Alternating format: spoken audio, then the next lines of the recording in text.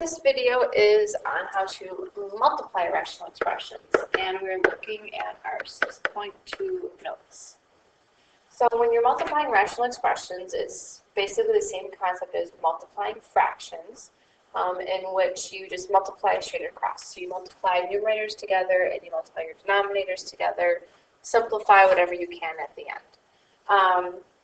So a very basic form of this example would be like number 4. Again, we're on our 6.2 note sheets. So if we're looking at number 4, we have 17x over 73 times 3 over 29x. So the first step here is to factor everything. So nothing can be factored here. I don't have any expressions, meaning I don't have anything that have plus or minus signs that I can factor. Everything already is in terms of factors. I have 17 times x, just a number of 73, just a number of 3, 29 times x. So factoring is done.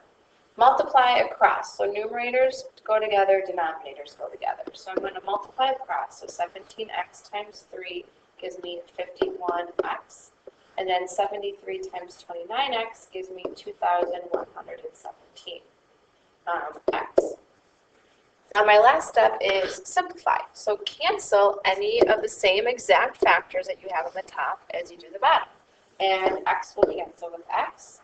And I double check in my calculator, do 51 divided by 2117, math rack it up, and I do not get anything smaller than this, so then this is my final answer.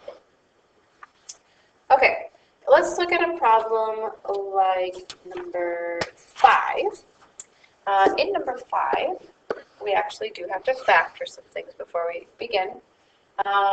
So to start with, we have y squared minus 9 over y squared minus 3y times y over y squared plus 9y plus 18. Okay, so everything, 3 of the 4 parts of these fractions can be factored. Y right here cannot be factored. So let's start with the first fraction, y squared minus 9. This is a difference of squares. I have y squared minus a perfect square.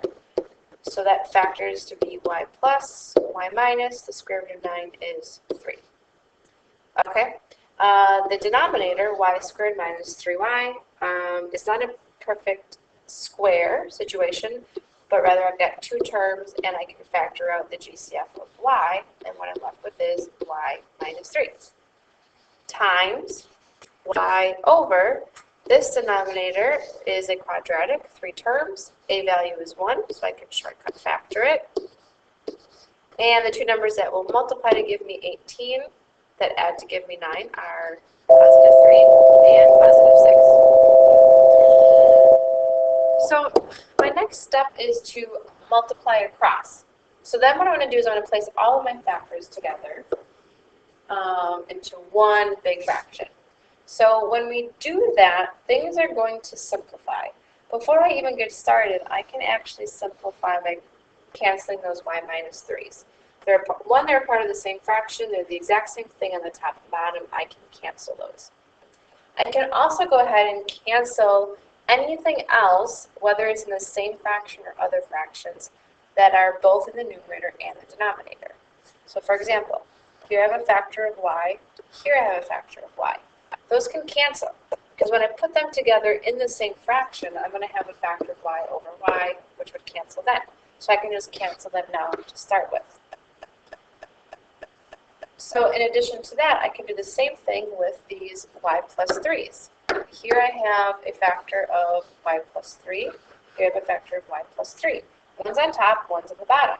When I put my fractions together, I'm going to have one on the top and one on the bottom, which are going to cancel. I can cancel those before I even proceed. Doing this, though, you have to be very careful, because right now I have a lot of things crossed out. So I'm going to write this together as one fraction. I want to make sure I look through my numerator, and there's nothing left over there. Everything canceled away, which means I have a 1. My denominator, that y canceled, that canceled, that canceled. I was left with y plus 6. And that's my final answer. So to recap, when you multiply, you want to factor everything. When you multiply across. So all of your numerators get placed together, all of your denominators get placed together.